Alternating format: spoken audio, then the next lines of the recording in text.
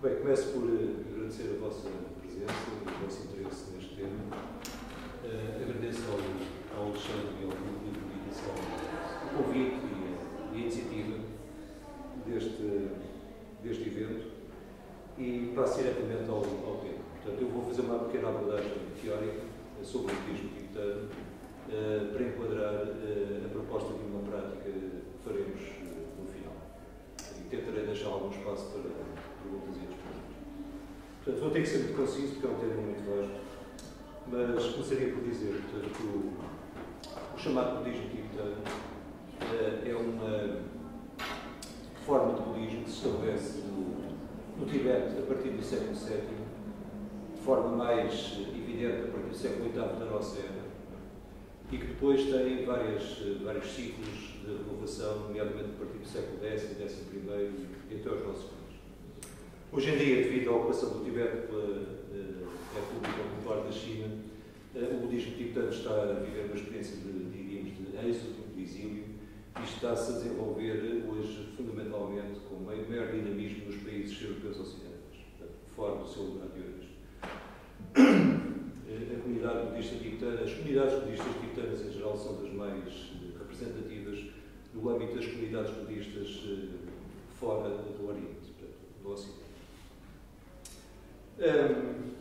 O budismo tibetano, portanto, o budismo que se estabelece no Tibete, é um budismo que subscreve uma certa visão acerca dos próprios ensinamentos do Buda e que subscreve a tradição de que o Buda Gautama deu os seus ensinamentos em 3 grandes ciclos.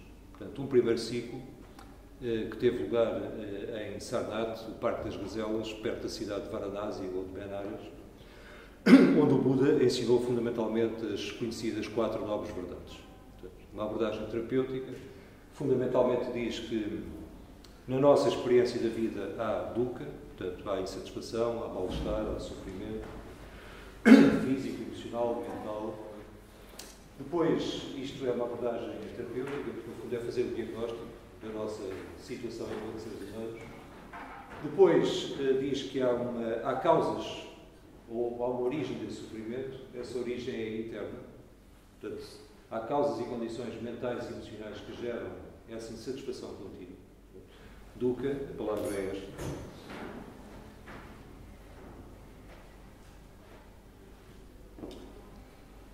Eu não vou poder escrever tudo.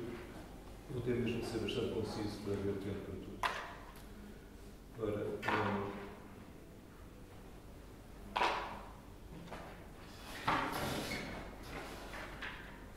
portanto, esta abordagem que nós temos as 4 verdades, ou as 4 hipóteses de trabalho, porque o budismo propõe-se que isto não seja aceito dogmaticamente, nem doutrinalmente, mas sim com hipótese de trabalho a verificar ou não pela nossa experiência. Portanto, temos dukkha, sofrimento, insatisfação, temos samudaya, portanto, as causas disso. As causas que o Buda aponta, no primeiro discurso em Sarnath, ele diz que a causa mais óbvia é o desejo hábito, a avidez. Mas depois vai acrescentando e vai dizer, no fundo, na base de tudo está a moa, a ilusão, da ilusão vem a avidez e vem a aversão. Qual é a grande ilusão? Moa é, mais tarde, também designada como a avidya, a não visão e a ignorância. É a suposição, a crença de haver uma separação entre o sujeito que percepciona e o objeto que é percepcionado. Portanto, há esta dualidade fundamental que vela a experiência da realidade que é não dual e que gera a sensação ilusória de que há alguém aqui e há algo aí fora que não sou eu. E isto está na base de toda a experiência em que há uma atração por alguma coisa, uma fixação de alguma coisa e há uma rejeição de outra coisa qualquer. Portanto, este jogo do apego a umas coisas, desejo, avidez e apego em relação a umas coisas, aversão, hostilidade, medo, fuga em relação a outras. Não é? Isso são as causas internas de dukkha, da insatisfação do nosso. Depois, prescreve-se ou aponta-se a possibilidade de uma cura deste estado, portanto, é o que em sânscrito se vai designar como nirvana, em Pali nibbana. Portanto, nirvana quer dizer literalmente extinção ou cessação. O que fica aqui implícito é uma cessação de dukkha por cessação ou remoção das suas causas.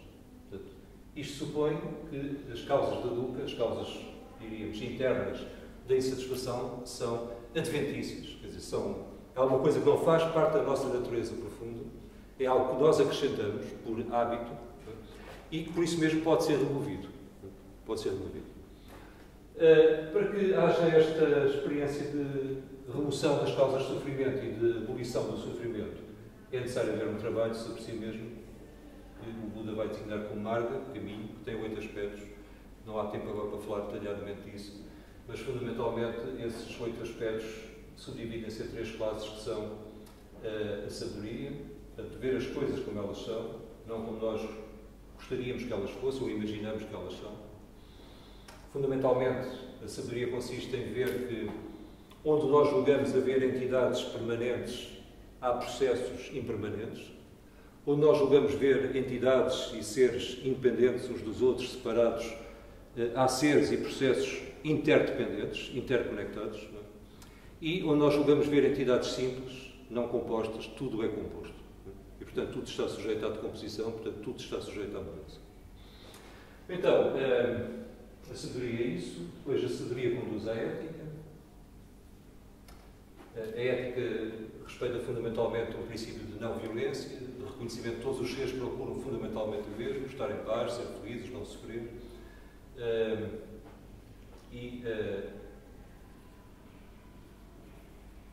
O treino da mente, chamado meditação, para que a ética seja possível e a sabedoria também seja possível, é necessário treinar a mente.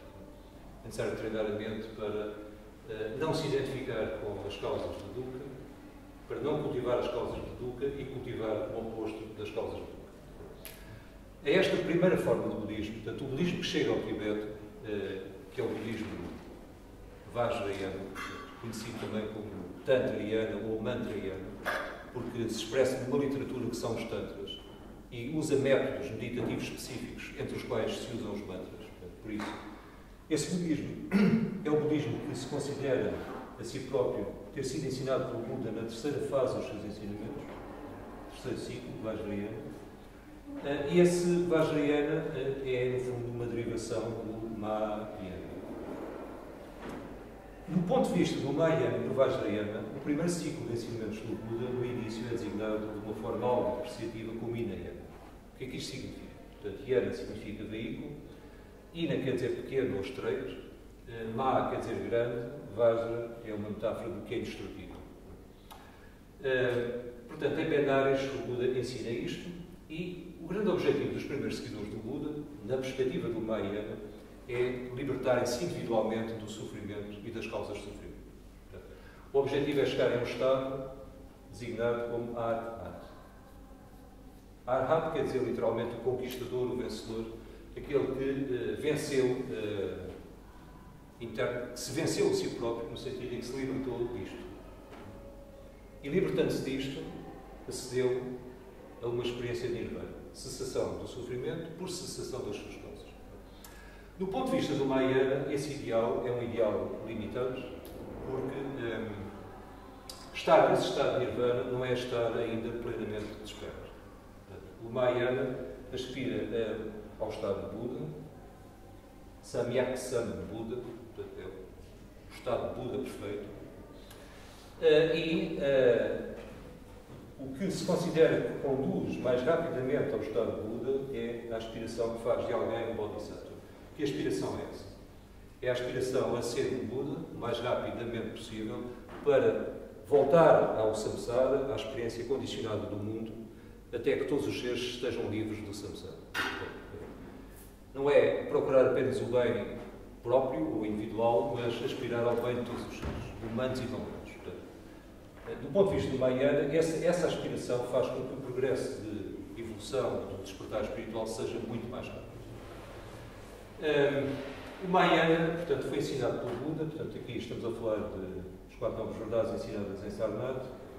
O Mahayana teve o seu discurso fundador, o chamado Pico dos Abutres, Rajgri, ou Rajgra, onde o Buda ensinou a vacuidade universal, portanto, Shunyata, que é uma das grandes tónicas, é a grande tónica do budismo Mahayana.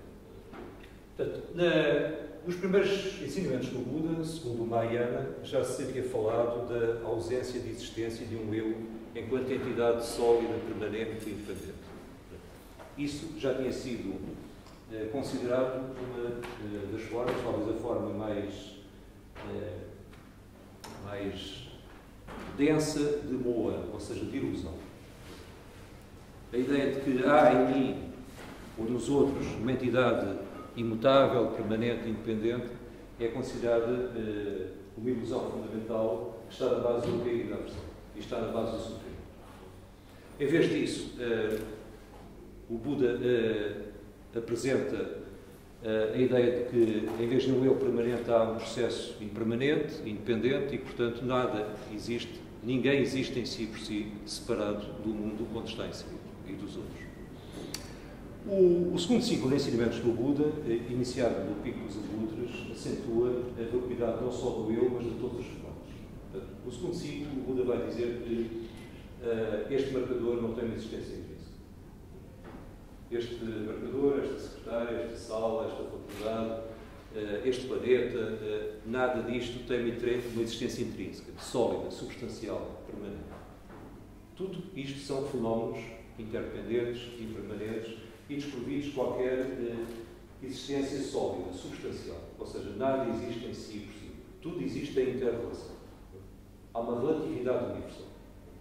As coisas surgem em interdependência. Isso faz com que, no fundo, esta visão seja uma visão onde se procura fugir aos extremos conceptuais, ou se procura libertar a mente dos extremos conceptuais. Neste caso, os extremos conceptuais, e o Buda aborda essa questão no célebre Prajnaparamita Sutra, que ensinou no Pico dos Abutres. Os extremos conceptuais são o apego da mente às noções opostas, por exemplo, de ser e não ser, existir e não existir, permanência e impermanência, vida e morte, aparecer e desaparecer, origem e fim.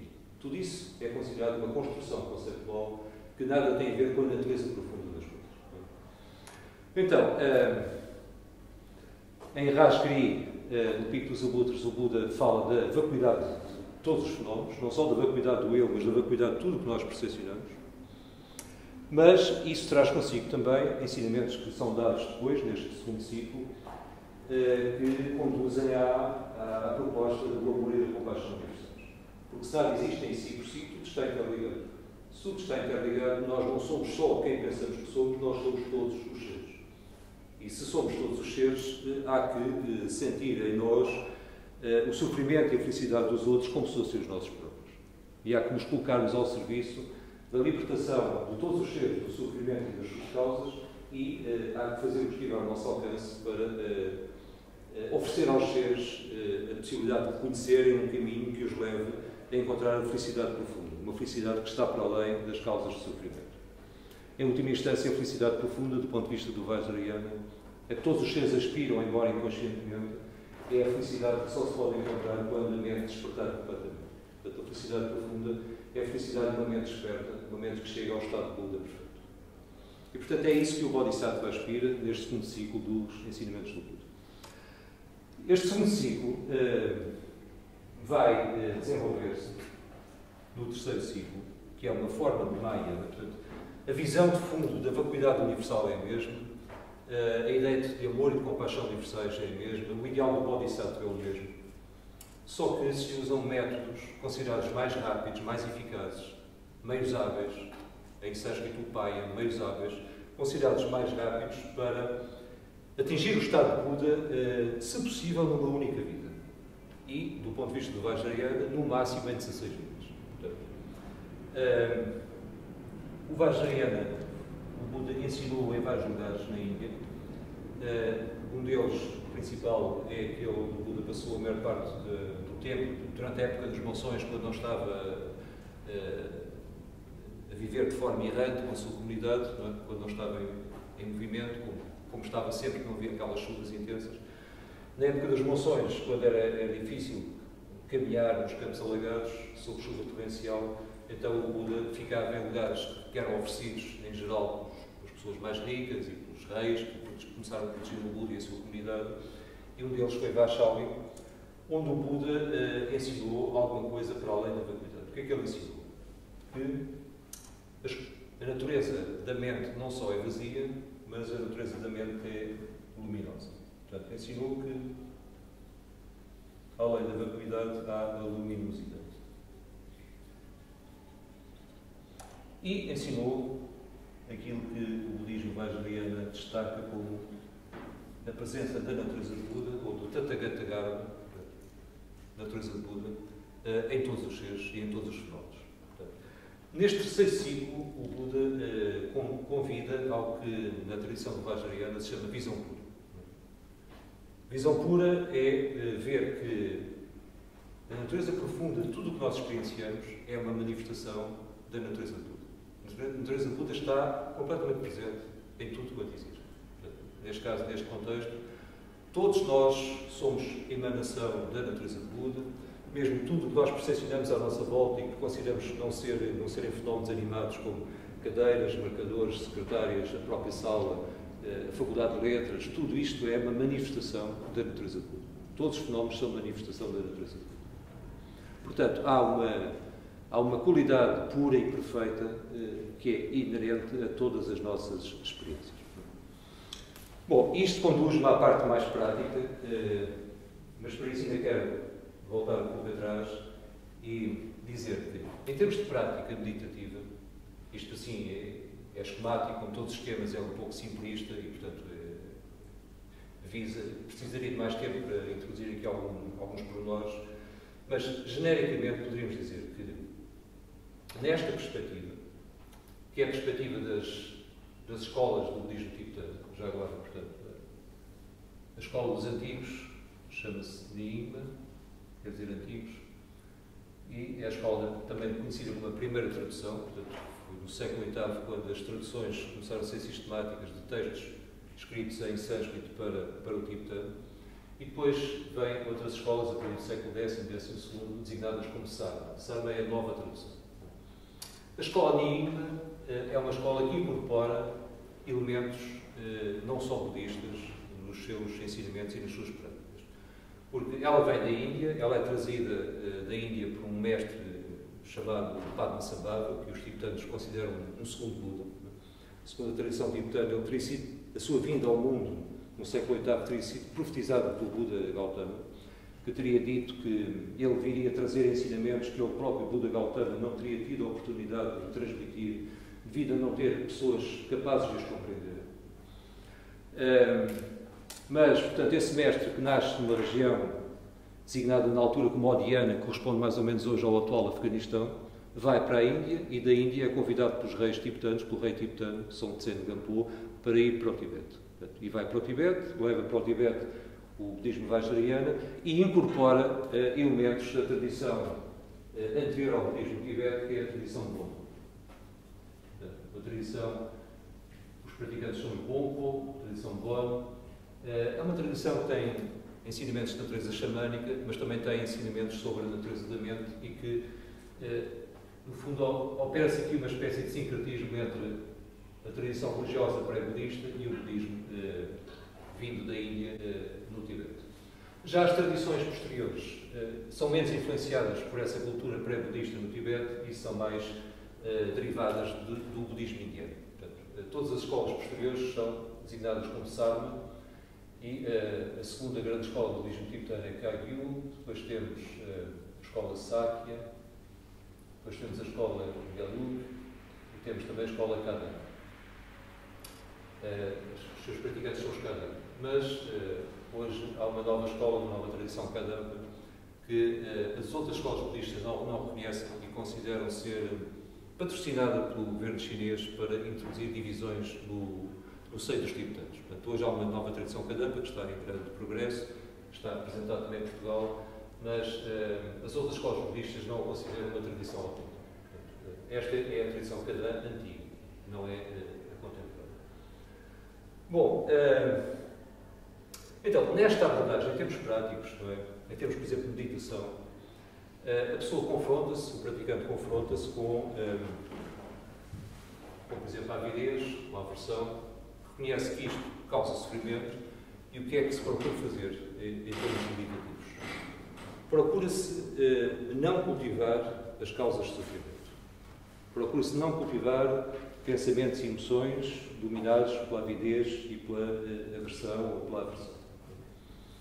E, portanto, há um trabalho interior de renúncia a isso e de cultivo de estados mentais diferentes. Em vez de, portanto, rejeita-se a avidez e a aversão e vai-se procurar cultivar a satisfação, o contentamento. Em vez da aversão, vai-se tentar cultivar amor, compaixão, etc. E, portanto, há um trabalho de rejeição de uma coisa e de cultivo de outra.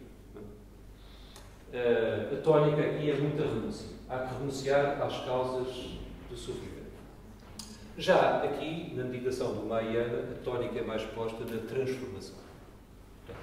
Aqui a ideia é que a mesma energia que está a manifestar-se de uma forma de avidez, apego, raiva, ódio, cólera, etc., pode ser transformada e pode ser reorientada numa direção diferente. Se, por exemplo, quando surge um pensamento de apego, de um desejo possessivo, egocêntrico, eu suscitar na minha mente voluntariamente, se eu pensar voluntariamente em algo ou alguém que suscite amor, um amor desinteressado, a energia do apego converte-se a pouco e pouco na energia do amor desinteressado. Portanto, então o método aqui não é o da renúncia, mas é o da transformação. Aplicam-se antídotos. Portanto, o método consiste em, quando surge uma emoção considerada negativa, por causa de sofrimento, e leva-me a ser causa de sofrimento para os outros, eu vou desenvolver um sentimento oposto e de modo a que na mente não possam coexistir dois sentimentos ou dois pensamentos de sinal contrário. Então, cultivando o amor, eu desloco para o amor a energia do desejo possessivo, do desejo egocêntrico. Do mesmo modo, se surge aversão, raiva, ódio, cólera, portanto, eu não rejeito propriamente a aversão, o ódio, a raiva e a cólera, mas tento cultivar, por exemplo, compaixão, e pensar em alguém que suscite compaixão. Se alguém que me está a agredir ou a insultar, isto para dar um exemplo prático, em vez de eu reagir com agressividade ou com medo a essa situação, eu vou procurar esquecer o que a pessoa está a fazer ou a dizer, tirar o meu foco disso e vou focar a minha mente em algo, alguém que suscite compaixão. Ou então foco-se, se for possível, ainda é melhor, foco-me no estado de sofrimento em que está a pessoa que está a insultar ou que está a agredir, ou seja a mim, seja a outra pessoa qualquer. E então, em vez de aversão, raiva, hostilidade, pode surgir a força da compaixão. Porque eu compreendo, por exemplo, que a pessoa que está a comportar-se desse modo está em sofrimento. E então, em vez de estar dominado pela raiva e de agir condicionado pela raiva, eu vou agir movido pela compaixão. E vou fazer o que houver a fazer, não quer dizer aceitar passivamente o que a pessoa está a dizer ou a fazer, mas vou agir da forma mais adequada em função da situação, mas movido por compaixão, por compreensão, por compaixão e não por raiva e ressentimento. Bom, portanto, aqui o método não é tanto a renúncia, mas é mais da transformação das emoções negativas em algo de positivo. Ao mesmo tempo, há o cultivo já da compreensão de que tudo isto, apego, raiva, ódio, compaixão, amor, etc., em última instância, tudo isto, os sujeitos envolvidos nas situações, tudo isto é desprovido de uma realidade intrínseca. Tudo isto é shunyata, tudo isto é vazio. Shunyata não quer dizer que as coisas não existam. Quer dizer que as coisas manifestam-se, mas não têm uma realidade intrínseca, sólida, permanente, substancial. Do ponto de vista do Mahayana, budista, tudo isto, nós todos aqui, somos vacuidade. Mas isto não quer dizer que nós não experienciemos o que estamos a experienciar. Não haja a percepção de formas, cores, sons, que não haja pensamentos, que não haja emoções, que não possamos ver-nos uns aos outros e interagir uns com os outros. Portanto, vacuidade não quer dizer que as coisas não apareçam. Quer dizer que as coisas aparecem, mas a sua natureza é desprovida de uma realidade intrínseca. As coisas não são entidades sólidas. As coisas são processos. Se as coisas e os seres não fossem processos, nós ficaríamos para sempre tal como parecemos existir agora. Nós seríamos realidades cristalizadas. Nós teríamos existido desde sempre assim e continuaríamos a existir para sempre assim. Mas o próprio facto de nós termos nascido com uma forma completamente diferente e agora termos esta forma completamente diferente daquela com que nascemos e de daqui a 10, 20, 30, 40, 50, 1000 anos termos outra forma completamente diferente e esta forma ter desaparecido completamente e ter dado lugar a outra coisa, é isso que mostra que tudo é vazio. Tudo é vazio. As coisas não perduram. As coisas estão em transformação. Portanto, isso é a vacuidade. A forma mais simples de compreender a vacuidade é pensar na impermanência, na transmutação, na transformação contínua das coisas. Se nós existíssemos solidamente, nesta perspectiva, eu ficaria para sempre assim. Mas não. Sabemos todos que isto vai desaparecer. Isto já está a transformar-se. Todos nós, daqui a 50, 100, 1000 anos, o que é que será de nós? O que é que será destas cadeiras, deste marcador, desta faculdade, deste planeta, daqui a 50 mil, 5 milhões de anos? Tudo está em transformação. Isto quer dizer que tudo são processos, não há entidades. Não há entidades. Até isso que se quer dizer. Não é que as coisas não existam em absoluto. É que as coisas existem como processos em constante transformação. Bom, mas voltando à questão da meditação. Já no Vajrayana, portanto, há vários métodos. No Vajrayana usam-se mantras, usam-se visualizações, mas, fundamentalmente, aquilo que é mais típico do budismo tibetano, e do qual eu queria agora falar, são dois sistemas considerados mais rápidos para aceder ao despertar, designados no Tibete como. Portanto, o mais antigo, da escola Nyingma, é Dzogchen. Aquilo que é introduzido a partir do século X, século XI, na escola Kagyu, é o Mantra. Portanto, Dzogchen quer dizer Chen, grande, Dzog, perfeição ou completude, Ma, Mudra, quer dizer grande, Mudra, seu. São designações da natureza última e profunda de tudo e, particularmente, daquilo que nós chamamos a mente. Ora, nesta perspectiva, a mente é muito mais do que aquilo com que nós habitualmente nos identificamos. Numa perspectiva comum, quando nós falamos de mente, nós falamos das nossas experiências mentais, emocionais, sensoriais, das nossas evoluções, dos diferentes níveis da nossa experiência consciente e subliminal, subconsciente, etc. É, no fundo, a abordagem psicológica. A mente, em geral, nós consideramos que a mente é o conjunto das suas atividades e das suas funções. Aqui, nesta abordagem, esses níveis de que estamos agora a falar são níveis da mente, mas são níveis condicionados e evolutivos. Mas há qualquer coisa por além dos pensamentos, das emoções, das palavras, das imagens, das memórias, das expectativas, dos desejos, que é a natureza da mente. Portanto, aqui distingue-se entre, na linguagem dos objetos, distingue-se entre Sem e Ripa. Ripa é Ripa. Ripa é a natureza primordial da mente. É a própria natureza da vida. Sem escreve-se, translitera-se como assim, mas lê-se Sem. É a mente que pensa, a mente que deseja, a mente que imagina, a mente que raciocina, a mente que tem emoções. É a mente da sua dimensão mais óbvia e mais comum. Ripa é a consciência desperta. Ripa é a natureza profunda de ser. Ripa é o que está na base de toda a nossa experiência, mas nós, em geral, não reconhecemos isso. E o objetivo aqui é reconhecer a Ripa. E vamos ver, enfim, algumas dicas para isso. Na linguagem do Mahamudra não se fala de Ripa, mas usa-se uma expressão em tibetano que é Tamal Shepa. Tamal Shepa costuma-se traduzir como a consciência comum. Portanto, aqui o objetivo é também sugerir que aquilo que nós, enfim, nós os praticantes budistas tibetanos procuram é descobrir, experienciar a natureza, o estado natural da consciência. Não é nenhum estado diferenciado, alterado, elevado.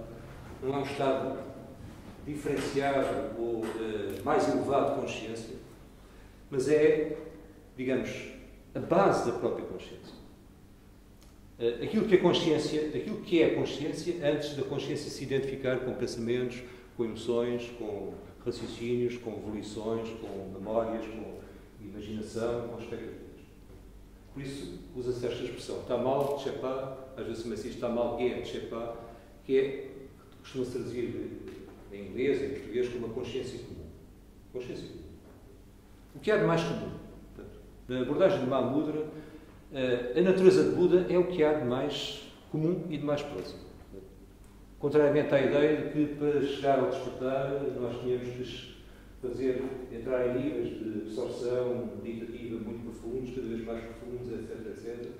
Nesta abordagem, o despertar já está presente. Só que é tão próximo, quer dizer, o despertar é de tal modo a nossa natureza, a nossa essência, que nós temos dificuldade de reconhecer isso. Tal como os peixes vivem sempre no oceano, porventura não têm consciência que vivem no oceano. Portanto, o despertar é como o ar que nós respiramos. O despertar é a natureza a natureza da vida. Essa consciência fundamental é a base de todos os nossos estados de consciência. Bom, então a meditação é orientada para reconhecer essa consciência de fundo, ou essa consciência primordial, pristina, dão-se vários nomes a isso. A consciência que está naturalmente desperta. Portanto, nesta perspectiva, o chamado despertar, a iluminação, o estado de Buda, não são estados a obter no futuro. O objetivo não é nós tornarmos melhores pessoas, mas é reconhecer que, desde sempre, há qualquer coisa em nós que é tão puro, tão perfeito, tão completo, quanto alguma vez poderíamos imaginar. Quem hoje, um mestre contemporâneo que dá ensinamentos com esta tónica, é o principal mestre, que é Mingyur Rinpoche, costuma apresentar as coisas precisamente nesta base. Na primeira página do livro, que é Alegria de Viver, ele diz precisamente isso. Fala da primeira vez que ouviu o seu pai, Tulku Urgyen Rinpoche, um grande mestre de meditação, que marcou muitas gerações também de hoje de neurocientistas contemporâneos, que o contactaram desde há 40, 50 anos nos seus mosteiros em Nepal. Tulku Urgyen Rinpoche começou por dizer ao filho, ao jovem Mingyur Rinpoche, precisamente isto que eu acabei de referir. Que a tua mente, a natureza da tua mente, é tão pura, tão perfeita, tão completa, quanto alguma vez tu poderias imaginar. O objetivo não é tornar-te melhor. O objetivo não é transformar-te. O objetivo é reconhecer que já és pleno, que já és perfeito. E depois, na primeira página desse livro que eu estou a citar, o Joy of Living, que eu ouvi viver, Mingyur Rinpoche diz, vocês não acreditam nisto, pois não. Se nos disserem isto, vocês são tão puros, tão perfeitos, tão completos, quanto alguma vez poderiam imaginar. Tudo o que vocês procuram, vocês já o são. Muito mais do que vocês possam imaginar. Toda a plenitude que nós precisamos procurar, toda a felicidade, toda a paz, todo o bem, todo o despertar, tudo o que nós precisamos pensar de melhor, já é a nossa natureza. Então, nós à partida não acreditamos nisto. Por isso é que ele diz logo a seguir, vocês não acreditam nisto, não é? E depois diz, eu também não acreditei nisso durante muito tempo. Então, quando era pequeno e o pai dizia isto, eu, por isso, simplesmente achava que era absurdo, não fazia qualquer sentido. Porquê? Porque ele, por exemplo, tinha ataques de pânico, não é? E identificava-se com esses ataques de pânico, achava que era uma pessoa com pânico.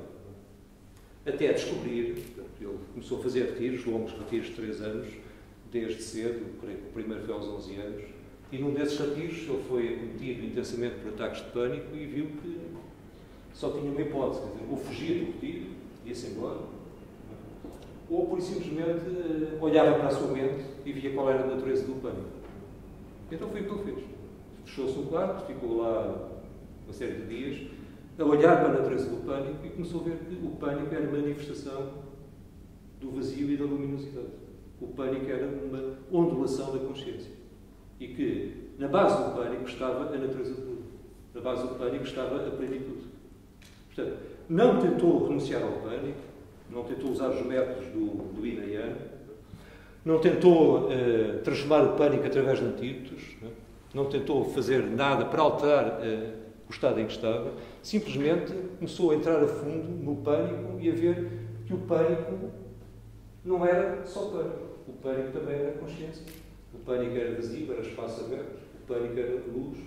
E, portanto, o pânico não era pânico e o pânico desapareceu da forma. Nesta abordagem, por isso, na meditação, nós não tentamos afastar os pensamentos, não tentamos afastar as emoções, por muito negativos que eles pareçam ser. Se há cólera, se há raiva, se há medo, se há avidez, deixamos a ver e, por simplesmente, tentamos ver de onde é que isso vem. Qual é a natureza disso? E, eventualmente, podemos descobrir que a natureza da avidez, do ódio, da raiva, da cólera, é consciência. Consciência pura. E quando isso acontece, quando nós aceitamos a avidez, a cólera, a raiva, etc., não fazemos nada para alterar, seja o que for, a avidez, a cólera, a raiva, o ódio, autolibertam-se. Portanto, é a expressão desta abordagem. Não há que renunciar a nada, não há que cultivar nada, não há que transformar nada, há que deixar que os pensamentos e as emoções, tal como surgem, se autolibertem. O que é que a autolibertação quer dizer? Quer dizer que as coisas aparecem no espaço da consciência e, se nós não fizermos nada e ficarmos apenas no espaço da consciência, as coisas, tal como aparecem nesse espaço, desaparecem nesse espaço. Então, é o que se chama autolibertação. E é a essência da prática da meditação nestas duas tradições. Autolibertação. Em tibetano, Rang Drol. Drol, libertação, Rang, autolibertação. No fundo, aqui, nesta abordagem, a libertação é muito mais simples do que parece. Basta simplesmente permanecer num estado de consciência e não fazer rigorosamente mais nada. Portanto, por isso, nesta abordagem, muitas vezes se diz, como diz Miguel Pacheco, que a essência da meditação é a não meditação. É quando nós não estamos a fazer nenhum esforço para meditar deste ou daquele modo, é quando nós não estamos a usar nenhum método, nenhuma técnica, nenhuma prática, que nós estamos, na verdade, a meditar. Aliás, ele tem uma visão curiosa sobre o despertar do Buda. Ele diz que o Buda, desde que abandonou o palácio para encetar a sua busca espiritual, aos 29 anos, até atingir o despertar, ele, durante 6 anos, ele usou todo o tipo de métodos meditativos. E foi por isso que ele não despertou. Até que um dia simplesmente resolveu sentar, descontrair e abandonar todos os métodos. E aí despertou. Porquê? Porque a consciência regressou ao estado natural. A consciência ficou no estado sem elaboração. Porque esta luz, mesmo os métodos meditativos, podem ser úteis e necessários, dependendo de cada um de nós, não? E da fase em que estamos neste percurso. Mas os métodos meditativos, em última instância, são modos de condicionar a mente.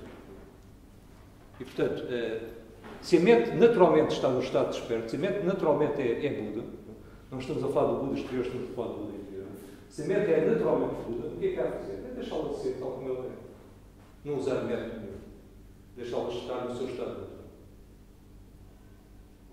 Mas, para isso, para deixarmos que a mente esteja no seu estado natural, quando nós estamos fortemente identificados com os movimentos mentais e emocionais, pode ser útil, pode ser necessário, pode fazer parte do caminho, usar alguns métodos para estabilizar a atenção.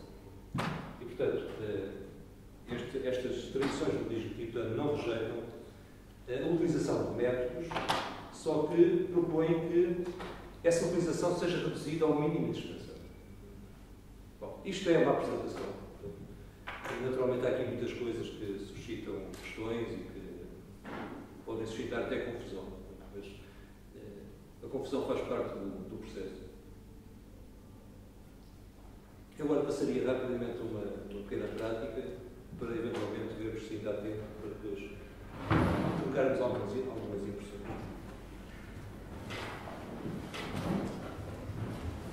Bom, então, nós podemos sentar-nos de uma forma tranquila e descontraída.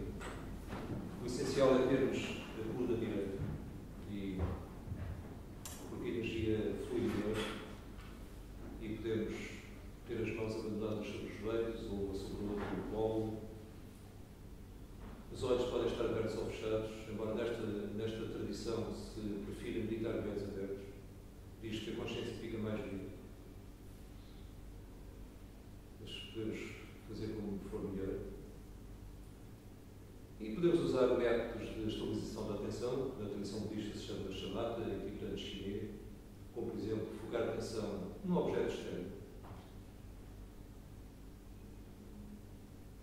Uma forma, uma cor, uma coisa pequena, simples. Isto ajuda a que a mente não vá tão atrás dos movimentos mentais e emocionais.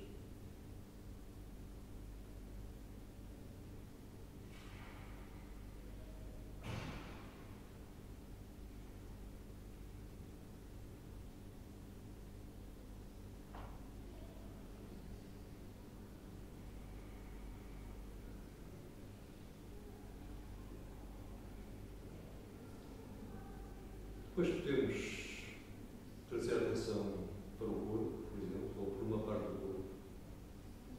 Por exemplo, o que se passa nas mãos.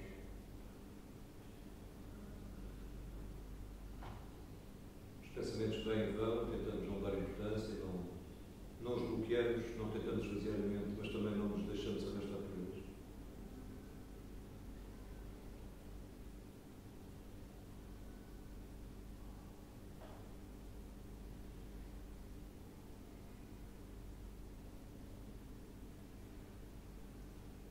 Depois podemos interiorizar ainda mais a atenção, por exemplo, seguir o fluxo da respiração.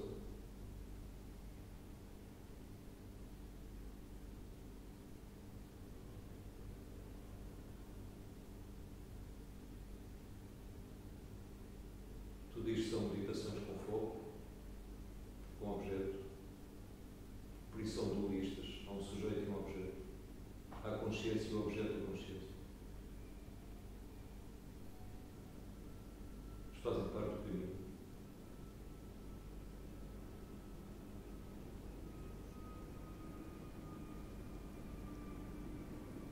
E depois, quando a mente começa a ficar mais estável, talvez seja possível nós tentarmos contemplar diretamente o fluxo dos fenómenos mentais. Inclui tudo. Pensamentos, emoções, imagens, palavras, volições, impulsos, memórias, expectativas. Começamos a ver tudo isso como nuvens que se formam, transformam e dissipam no céu aberto da consciência. Tudo isto é vazio no sentido de que nada disto é sólido. Tudo está constantemente a transformar-se.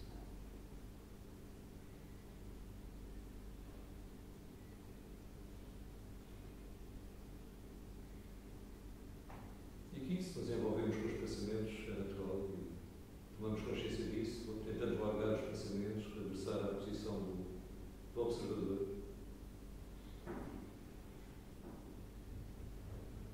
Que deixa ir, sem se apegar ao que quer que seja, sem rejeitar, sem apegar, sem apego, sem pressão.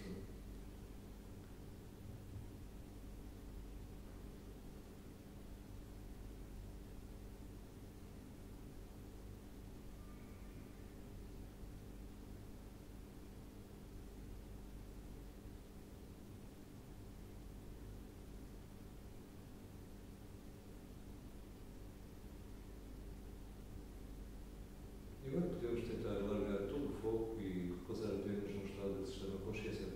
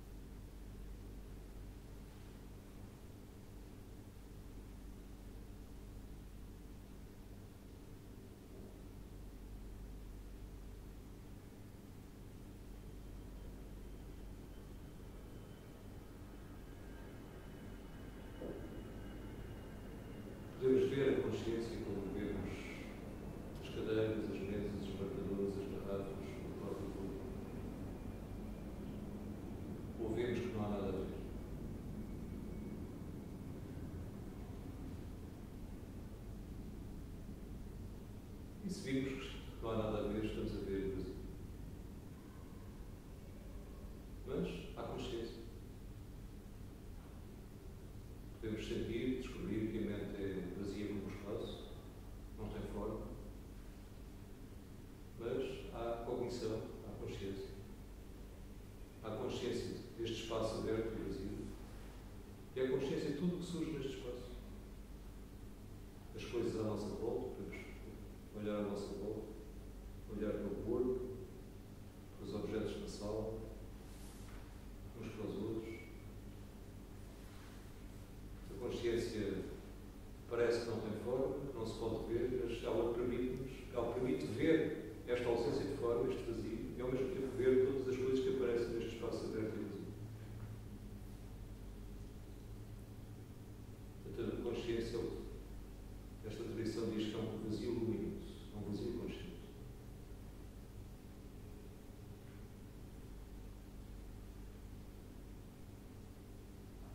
E agora podemos também olhar para os pensamentos e as emoções que vão surgir. Tudo o que estamos a pensar neste momento. De onde é que isso vem? Para onde é que vai? Se pensarmos em alguma coisa que suscita raiva, podemos fazer experiência. Pensar em alguém de quem não gostamos, alguém que nos irrita. Quando surge essa emoção, de onde é que vem? Se ficarmos apenas na consciência, esquecermos o que a provoca, o que é que vai acontecer a esta emoção? Para onde é que vai?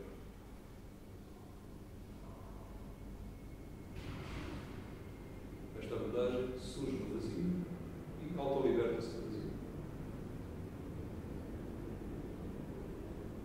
Se pensarmos numa coisa agradável, uma pessoa que gostamos muito, suscite ódio, amor, amizade, etc.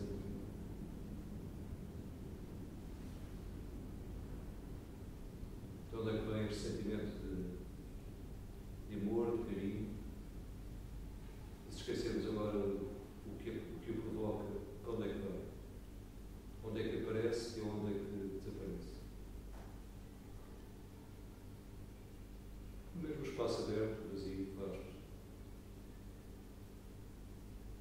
Aparece no mesmo espaço onde aparece o ódio, ou a raiva, ou a irritação. Desaparece no mesmo espaço onde aparece o ódio, a raiva e a irritação. Nesta tradição, este espaço é o que se chama de natureza de Buda. É como o céu. As nuvens podem ser brancas, cinzentas ou negras, mas o céu é sempre o céu. É como as ondas, podem ser altas ou suaves, mas o oceano é sempre o oceano.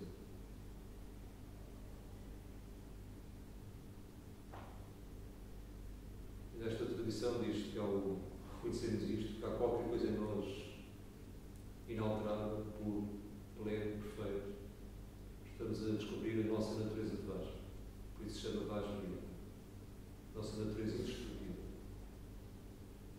Porque o espaço é indestrutível. Não tem início e não tem fim. O que surge no espaço tem início, tem meio e tem fim. Os nossos corpos têm início, meio e fim. Os pensamentos surgem, transformam-se e se. Mas o espaço onde surgem os pensamentos, o espaço onde surgem as nossas vidas, esse espaço é incorruptível. Não nasce e por isso não morre. E aqui a essência desta proposta é passar o nosso sentimento de identidade daquilo que está a mudar e que aparece e desaparece continuamente para aquilo que é o espaço que é imutável e incorruptível. Que em termos interiores é o espaço da consciência. Tal como exteriormente é o espaço, porque esta universidade, esta faculdade um dia deixará de existir. Se cair uma bomba, tudo isto é pulverizado, mas o espaço é indestrutível.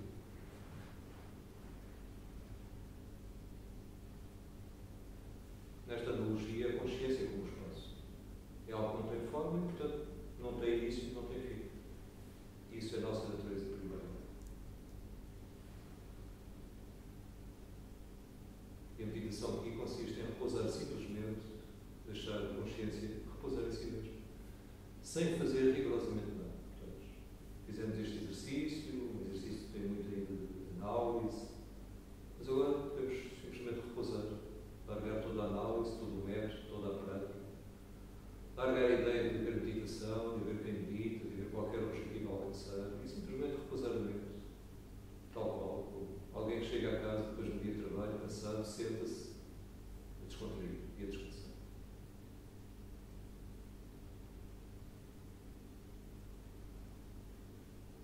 Nesta tradição, isto é a não meditação, que é a essência da meditação.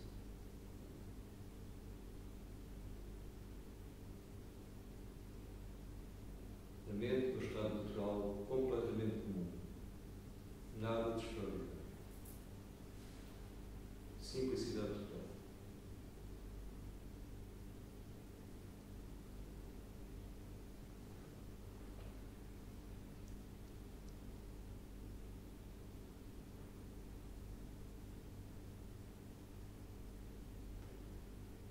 E pronto, podemos emergir daqui, às vezes proponho que façamos um estiramento, vamos passar após a meditação, estirar,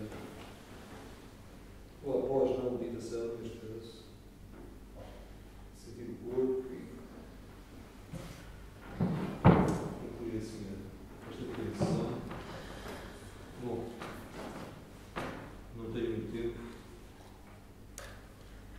mas gostaria de eu posso estar aqui consigo.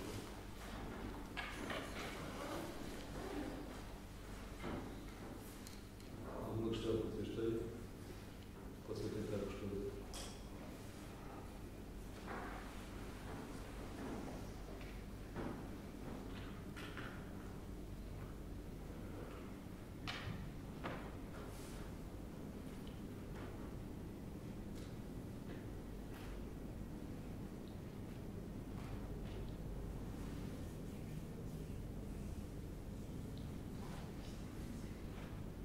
Deu para entrar na experiência um pouco. Conseguimos ficar sem fazer nada. Um estado sem qualquer elaboração, sem estar nem sequer tentar meditar. Afinal. Sim. Eu sou só aluna de meditação em Ásia. E Desculpe, não vi bem. Eu disse que sou só aluna de meditação em Ásia. E que nos outros métodos meditativos, principalmente os que se fecham os olhos, é muito mais fácil para mim. Eu hoje tive-me a esforçar em meditar com olhos abertos e focar em um objeto que tem nos meus óculos. E é extremamente difícil, é mais fácil meditar de olhos fechados. Sim. Nós podemos adaptar perfeitamente a nossa prática às nossas necessidades de treinamento. Com o tempo, temos a pouco e pouco habituar-nos também a meditar com olhos abertos e podemos vir a achar não é assim tão difícil, mas agora podemos meditar com olhos fechados. Agora, quando se propõe a consciência aberta, aí convém abrir os olhos. Não sei se tentou abrir os olhos. Sim, eu fiquei tudo com olhos abertos.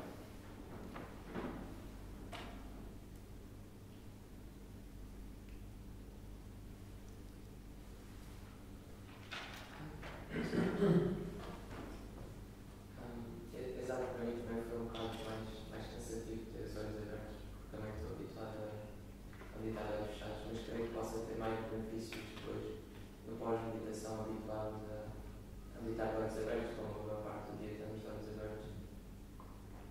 Sim, esse é um dos motivos. Outro motivo também é a proposta de nós eventualmente reconhecermos que quando estamos com os olhos abertos, tudo o que nós percepcionamos é inseparável da mente. O que nós estamos a ver neste momento é uma irradiação da consciência. Quando nós fechamos os olhos, pode haver a tendência para sentirmos que há mais separação entre nós e o mundo. Depois, quando abrimos os olhos, aí está o mundo exterior a mim. Isto é uma possibilidade, não quer dizer que isso aconteça e que todas as pessoas que meditam com os olhos fechados tenham essa experiência.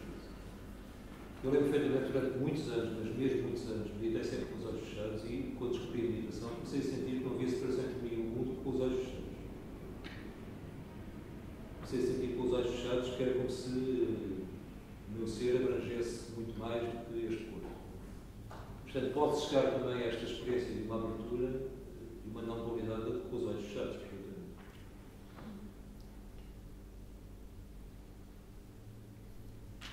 E o porquê?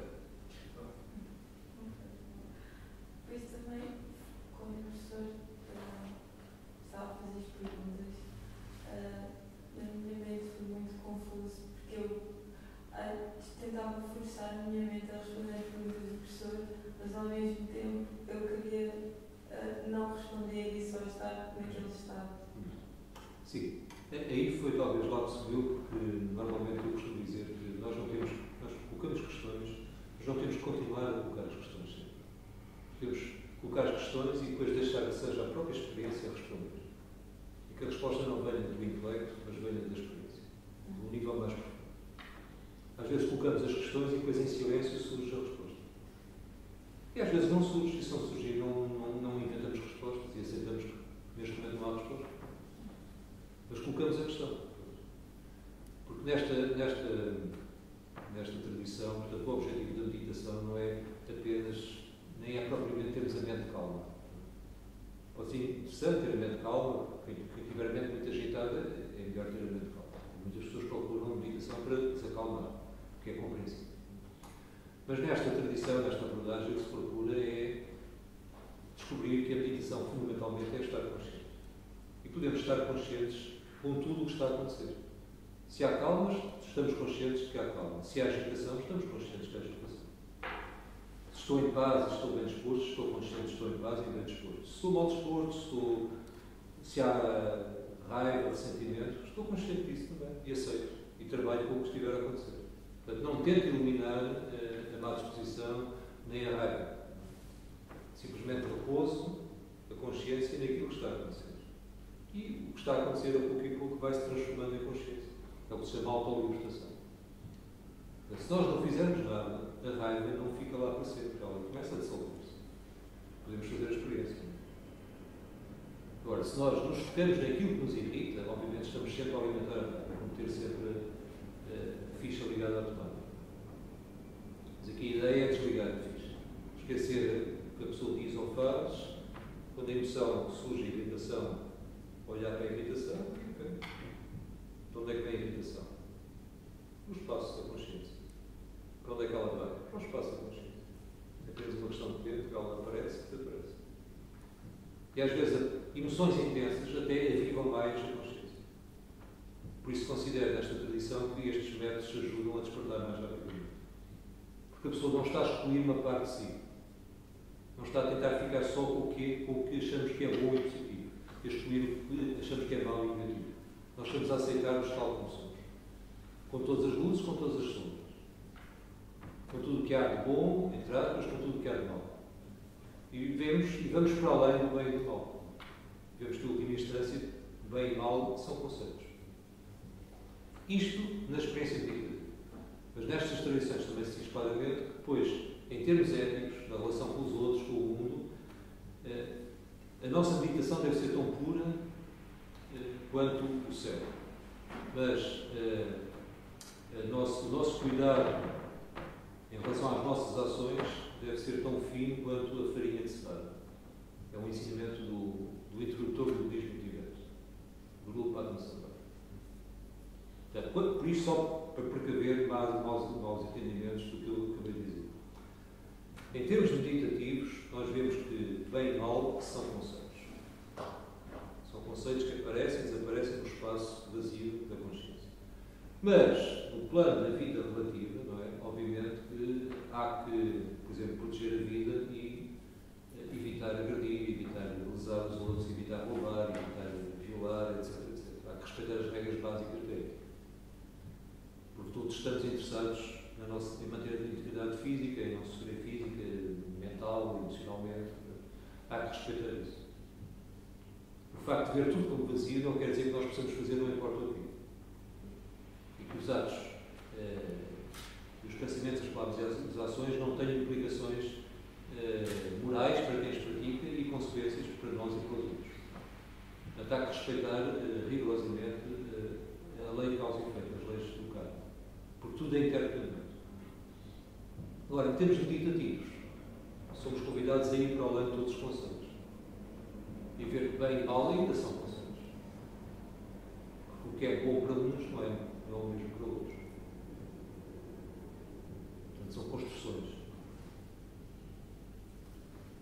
Bom, não sei se há mais alguma coisa que vocês querem perguntar.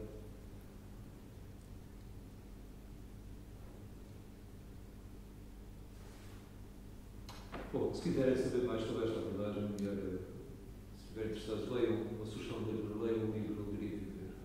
Um livro que está disponível em português, que é hoje um grande best-seller mundial, que está na base de um programa de formação meditativa chamado Alegria de Viver, precisamente. Aliás, este fim de semana a Alegria vai ligar um workshop de introdução ao nível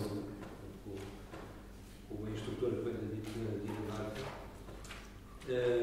E se quiserem mais informação, podem consultar os sites TERGAR, TERGAR, é a Comunidade de Meditação do Rocher. E pronto, eu tenho mesmo que terminar aqui. Agradeço muito a vossa presença, a vossa atenção e agradeço o convite ao Alexandre e desejo a todos uma boa prática, se for o caso, e uma boa vida em qualquer situação.